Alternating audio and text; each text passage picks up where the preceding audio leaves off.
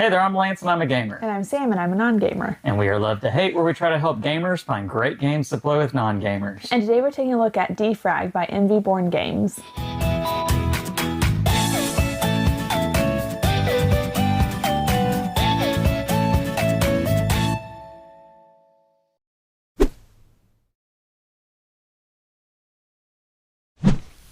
Defrag is a game coming to crowdfunding here in the near future, so make sure to check out the link down below in the description of this video after you watch it. Now, Defrag can be played solo or with another person, and when you play with another person, you can do it competitively, where you're playing against the other person, or you can play cooperatively. And as you might guess, this does take into account defragging a computer of sorts. That's the theme with this game. And just like those old school floppy disk computers where you were defragging them, that's kind of the idea. Understand what that means. That's kind of the idea with this game. We grew up in that time frame, but we were going to elementary school with those kind of computers. We weren't actually maybe a little bit, I don't know. But yeah, this game is going to be very puzzly. You are going to be trying to be efficient with your moves, but also wanting to maximize the scoring potential that you can have for each round. Let me show you how this game works down below, and then we'll come back and share thoughts on it as a gamer and non-gamer. All right, I have Defrag on the table. Let me show you guys how this spatial pattern awareness game is going to work. Now, with this game, I do want to point out that everything you see here is prototype. The final artwork components and maybe some of the rules might change once it's released from crowdfunding. That being said, it is a card game. You're going to have several of these square-shaped cards. You'll have a dry erase marker and a score board, and this is a markable board. You can mark on this board. And what you will be doing with this game is you are trying to consolidate these cards into piles of the same symbol showing on the top of these cards. And as you can see, some of the cards are turned different directions. And you're going to be doing this 4 times. You're going to be scoring each of the different types of icons in the game, as denoted here on the score pad. And hopefully you will get the most points each time you score that particular icon. So you're going to have the game set up like this, with 8 cards set up in a ring as such, and they will be turned in different directions, and some cards will be flipped over, as these cards are double-sided, as you can see. And then the rest of the cards will be in a stack, and they will be all oriented the right direction, where you can read Defrag on the window here. And you will take 2 cards from this stack. And these cards can be played either side, either the side that's showing you or their back side, but they do have to be played face up, meaning the defrag has to be played where you can read it. And you are going to play this card somewhere into the grid. You might play it right in the middle, you might play it off to the side of one of the cards, but it doesn't matter. You're just playing it somewhere in the grid, and it doesn't matter which card you pick. So what you're trying to do with this, well, you're trying to basically do 2 things. The first might be that you are trying to get certain icons to match on different sides. So you can see here that I have the computer that matches the computers right here. And when you do that, you are allowed to rotate the card that you're matching any direction you want. So maybe I move it like this, or really maybe I move it like that. And what I'm hoping to do is I'm hoping to get these icons that are here on the top to be the type of icon that I'm wanting to score for that round. And it can be any of these 4 icons, it doesn't matter, but I do have to try and score one of them each round. And then the second thing that you're doing when you play the card is you're going to be taking the action that's denoted in the window. And this particular one says that I can move any card that's in the column or the row where I played the card from my hand. I can move it in this direction. So for instance, I could move this card right here 1 space to the left or 1 space to the right. Now if I move it to a space where there is another card and they don't share the same icon on the top, then they're just going to swap sides. And that's good, but that's not as good as when you have cards that have the same icon, because when you have the same icon, you are going to stack on top of each other because you are thematically trying to defrag this computer. This is a computer right here, and by defragging it, you are trying to consolidate icons, putting them all in the same stack. So I'm trying to make a stack of computers here, and as you can see, we've got computers there, and we've got computers computers there, so I ultimately want to try to get these cards to be in one consolidated stack. Now that I have played a card, I take the other card that was in my hand and I draw a new one off the top of the stack, and I just keep repeating this process, playing cards into the grid, rotating them if they match icons on the side, and then taking the action moving cards on top of stacks. Now if I move a card where there isn't a card, so say I move this card right here to here, it is just simply going to slide. Nothing else really happens when that happens.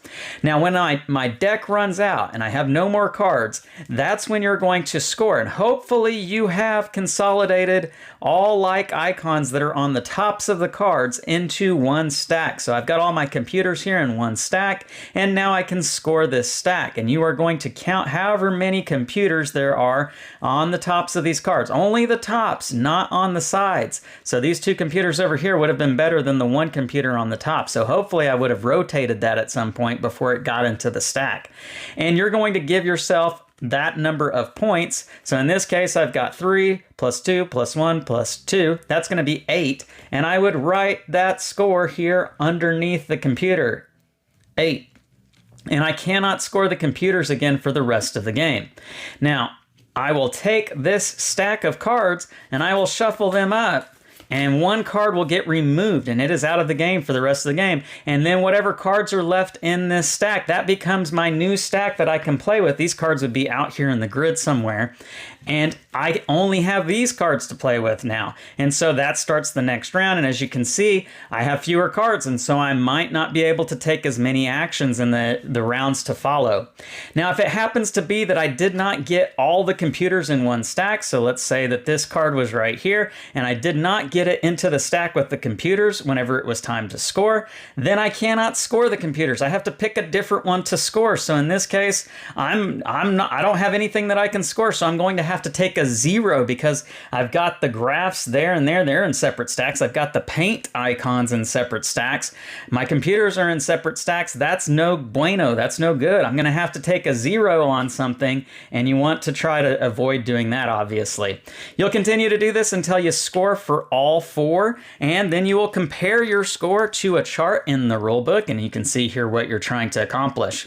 Now, I do want to point out that there is a secondary action on every card. This is the recycle option, and when you take that action, you are disregarding the arrow action on the card, and you are taking the card and you are just basically setting it off into a trash pile off to the side, and that allows you to flip over one of the cards in the grid to be able to see what's on the backside. And you can see these icons here in the corners tell you what those icons on the backside of the card are going to be. And when you also do this, when you flip the card over, you are allowed to rotate it however you want. And so that is a way to try and mitigate what is out here in the grid when you don't maybe have actions that really help you out so much. That's the standard game, and that's how the game is going to work if you're playing by yourself. Now, you can play this cooperatively or you can play it competitively, but you are going to need a second deck of cards to be able to do this. When you're doing the competitive mode, it is exactly like what you just saw, except 2 players are going to be doing the game simultaneously, and you will compare scores with one another. You've got this board here that is double-sided, so you can keep scores on both sides of the board. You can also play this cooperatively, and it's going to be much the same. You're going to need another deck of cards, and you will be playing at the same time, except whenever you score one of the piles, you will hand the pile of scored cards to your teammate, and they will hand you their pile of cards. And so you aren't getting back the same cards that you just scored. You're getting the other person's cards, and that's going to shake up what you're able to do on your turn. And you will combine your scores, and you will hopefully compare yourself very well on this chart over here. Now, that's the gist of Defrag, but I do also want to point out that there is a scenario booklet that you are going to be able to play through and try to complete different challenges and puzzles. And I believe there are 40 different challenges in here for you to try and accomplish. And so I'll leave you to discover that in the Kickstarter campaign, but that does come with the game. And that is Defrag. So let's go back up top and share our thoughts on this one. And we're back, and now we're going to share our thoughts on Defrag from a gamer and non-gamer's perspective. So Sam, like I said at the top of this video, this is a 1 or 2 player game, can be played competitively or cooperatively. What were your thoughts on this game? It's an interesting concept. I don't know anything about computers, so I know the word defrag, but I had no idea what it meant. And so it makes sense once I'm playing it. I actually feel like the game, kind of thematic, the game taught me what defrag meant versus the other way around. Okay, yeah. But yeah, I mean, it's definitely an interesting concept and very thematic, I think. Yeah, in this without game, being too, like... Right, yeah, to take a very ones and zeros theme, let's say, that's, not super exciting, it actually made the game very exciting. It made it very fun, and it was puzzly. This is my type of game that I really enjoy. This puzzly, trying to be efficient, trying to figure out what's my best turn on this play that's going to also set me up for good turns on in the future. I really enjoy these puzzly type of games. And for this one to be a 1 or 2 player game, for me, I thought was really interesting and very unique. For you as a non-gamer, what did you think about that concept? I'm not playing it as a one. Well, sure, but you could play this with me. I love games that Lance can play by himself. That's my favorite kind. What I was getting at is that you could play this with me cooperatively, or we can play competitively with the same game, same components even. So I think that's pretty cool. So let's talk about the actual gameplay experience. What was that like for you? It was good. I think it's one of those games that it takes a second. Like, you have to play it for a second to really find your groove, find your strategy. I want to say it's not a lot to look at. There's not a ton to it, but you have to focus on the icons that you want to focus on. So if you're looking at the whole thing, it can be a little bit overwhelming. Right. It's almost sensory overload in a sense, because you are trying to, being such a simple game, you are trying to take into account all of the icons on all of the cards, and that grid just kind of gets bigger and wider as the game progresses, unless you're really playing efficiently and trying to constrict everything. There is a lot to kind of take into consideration when you're playing, especially the first round, where there's a lot more going on.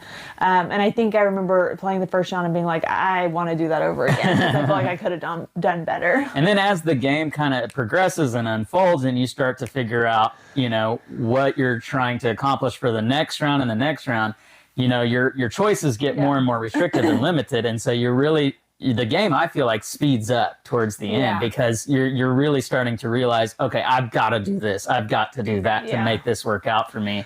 So the game kind of unfolds slowly at first, but then it ramps up towards the end, and I feel like you are rewarded for the decisions that you made earlier on in the game, if you make good decisions.